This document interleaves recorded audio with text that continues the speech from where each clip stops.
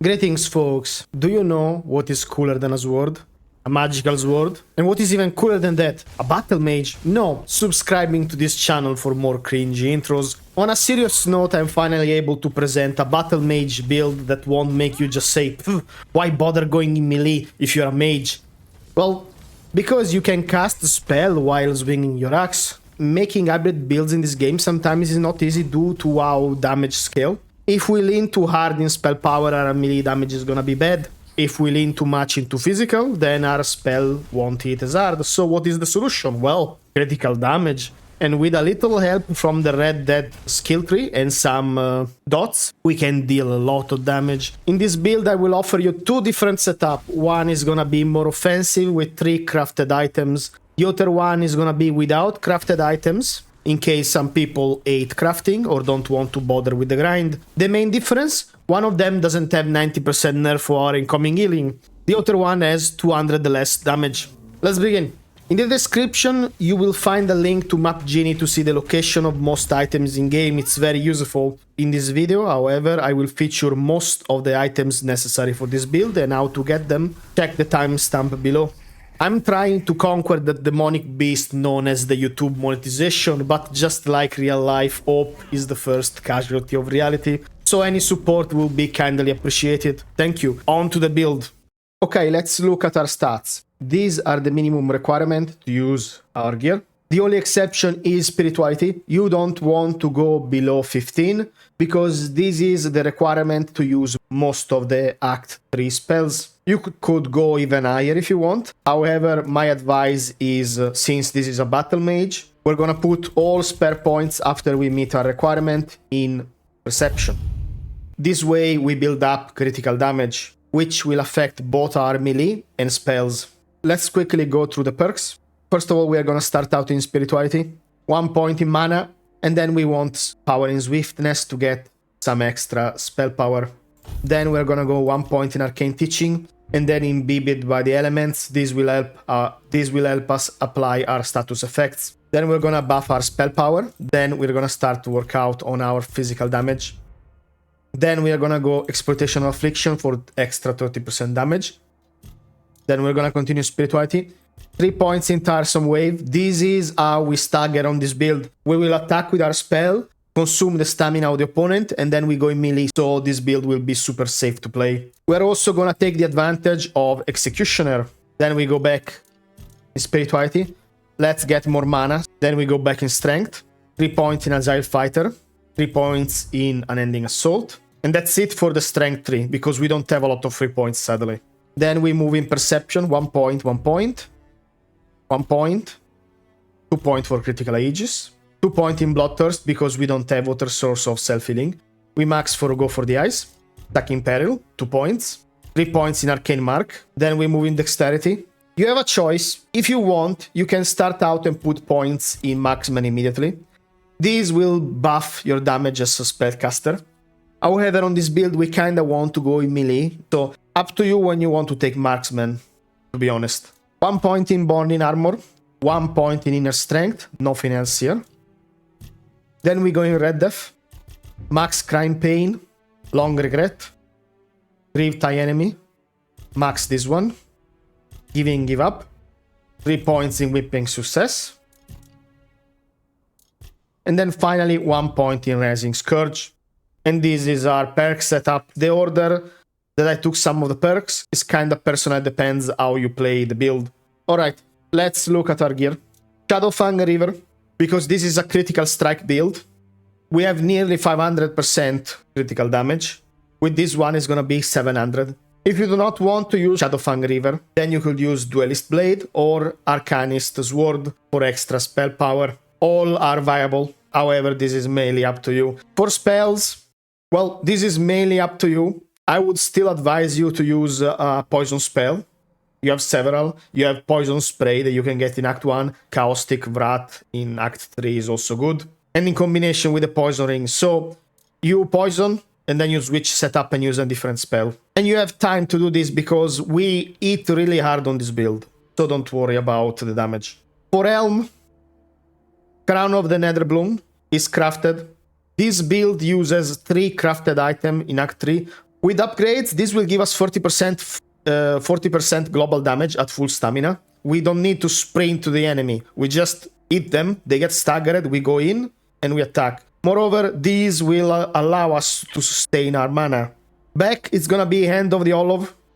Not for the duplication, that one has a chance to proc, but mainly because I think it's the only item in the back slot that, when upgraded, will give you critical damage. This is why I use it on a lot of my builds. Frozen Seer Binding for extra damage. For chest, we're gonna use the doublet of the last chest. It's an insane amount of damage. The incoming healing decrease is noticeable. On final setup, when you have your damage sources up, this is an insane boost. If you do not want to use the doublet of the last chest, you can use something for spell power.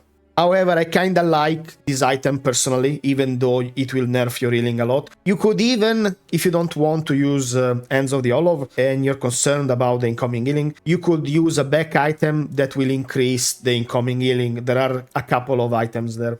For Amulet, Stonewarden, Talisman, because this build is a bit low on crit. If you want more damage and you stay full life, you could use the Amulet of the Novice Ogre Hunter in Act 2. That one will give you a fat damage increase, but will only work if you can stay full life all the time. For rings, Poison Ring, Blood Ring. If you alter your setup and you only want to play cold or fire, or you don't want to switch to poison, or you don't want to use poison relic in melee, then you need to change rings, and my suggestion would be critical strike rings from Act 1. Pants, we're gonna use Crow, don't mind the relic. You get this from doing the Morrigan quest line in Act 1. It starts here. Just progress in the quest, side with the lady that you will meet. Do not try to kill her. For boots, we're gonna use the Horned Warden boots. With every upgrade, that's even more critical damage. Okay, let's look at our not crafted setup. For Helm, we're gonna use Crow. Amazing stats with upgrades, lots of critical damage and attack speed. For pants, we are gonna still use Crow breeches. For boots, we're gonna still use Horned Warden. For gloves, we are gonna use Archdruid. These will require you to have 20 spirituality. And with upgrades, you will get more critical damage. The rings, the Poison Ring and the Bleed Ring are the same. Our weapon and spell setup is the same. For back, we're gonna use the Duelist Knight Cape. You can get these from the first Duelist in Act 1. You need to kill Abigor. You can find him here. For Amulet, we're gonna use Archdruid. However, as I said earlier, you can also use Amulet of the Ogre Hunter from the Ruined Fortress in Act 2, here. But in that case, you will have to be full life, so it's up to you what you want to do about this. I like Archdruid on this setup, a lot of mana. For chest, this is a flex spot. What I mean is that any chest would be fine, because you will not find another chest that will increase your damage for both spells and melee at the same time, at least not of the one that I found personally. So you get Sir Gawain from the tomb in Act 2. If you do not want to use Sir Gawain, you can go with Lancelot from Act 1, or you can use Horned Warden chest, Archdruid chest, you can use Usurper, you can use Royal. There are many options that you can use here. Okay, if you're familiar with my builds, you know the drill. If not, well, don't skip the tutorial. This is very important. Get the HP statuette. Get the mana ring by trading one health potion with the wounded lady. Get the magical amulet from the sunken boat. And kill Caradoc for a fat experience bonus. This way, we're gonna hit Act 1 with a very huge advantage.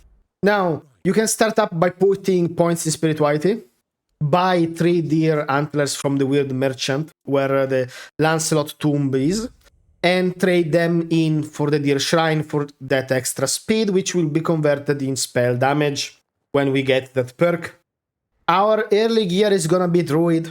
However, if you want, you can skip druid and go straight for spellslinger. That is entirely up to you and what level you are. The advantage of taking druid is that you can just go there, loot the chest as very low requirement. Also, you can get a novice ring for mana regeneration and a silent weaver.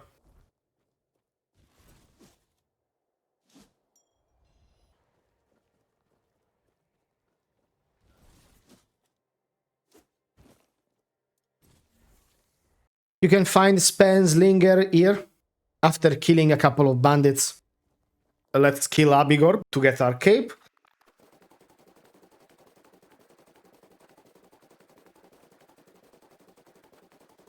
Let's kill Mr. Asmongold again because you deserve it.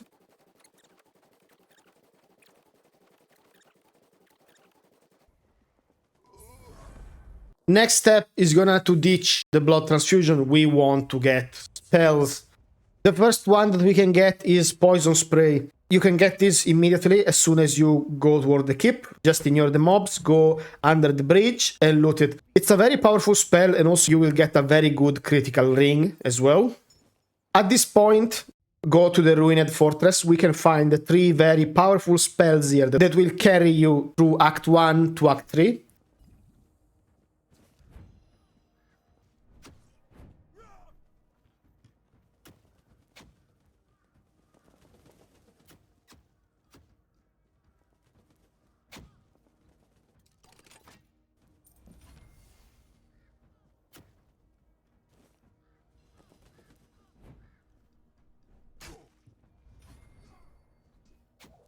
Also get the Arcanist Sword. This is our leveling sword until we can afford our axe, or if you don't want to do that, you can just complete the game as well with the Arcanist Sword, because it will give you spell power.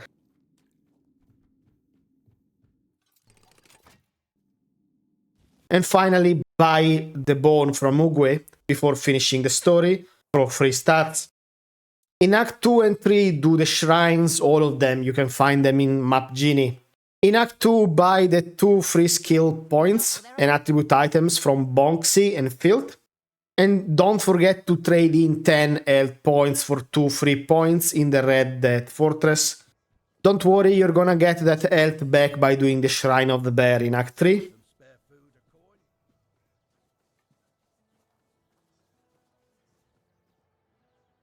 Now let's go to the specific section on how to get the gear and the spells needed for this build. There is a lot to cover. Okay, getting the Blood Ring will also come to you with a very good fire spell. You can do this at any time. You only need to do a small park tour.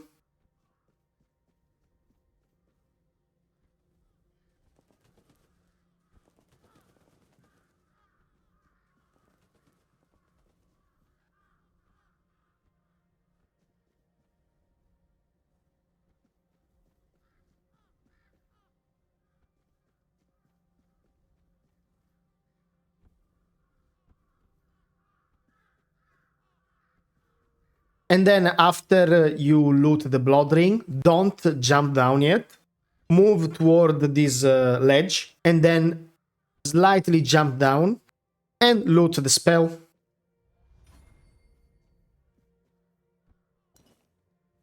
Unlocking the Red Death is quite simple. It only requires a very short side quest. However, due to spoilers concerned regarding the story, I will not tell you much more. You can unlock this quest by going in the hospital.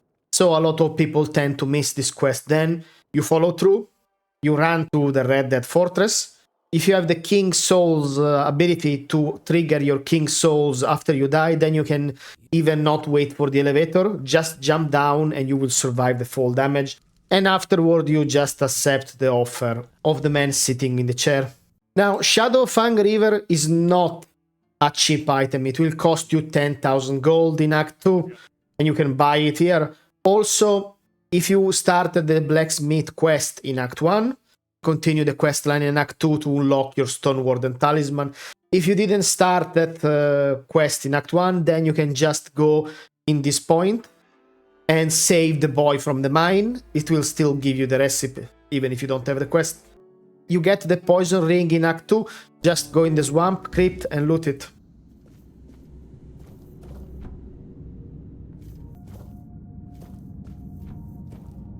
For the crafting recipes, they're all sold by the same vendor. Come to Ulfur village. After you progress in the main story, you can visit all the villages in Act 3. And then you just go in this house and you buy the recipes.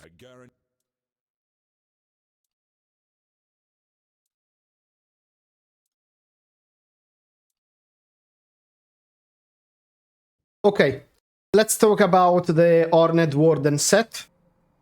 which you get in Act 2 by doing the Druidic Shrines.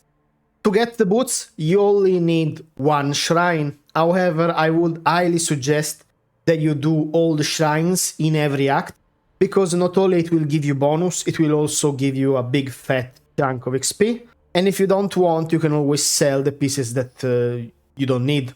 And they're all fairly easy to find. They are spread around the world. There are gonna be 7 shrines in each act. You can find every location in Map Genie. There is no point in me making the video 30 minutes long to show you every shrine, now that we have an interactive map.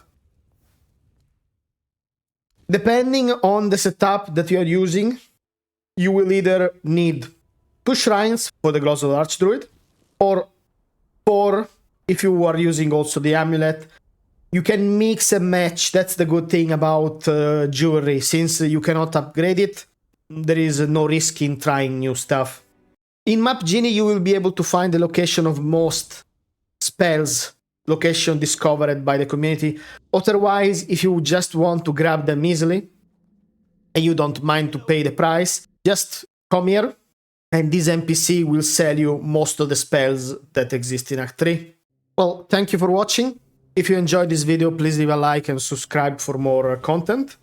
If you have problems, questions or doubts, or you appreciate the build, let me know in the comments. I will try my best to answer everyone. Have fun playing Tainted Grail, and I will see you in the next video. Bye!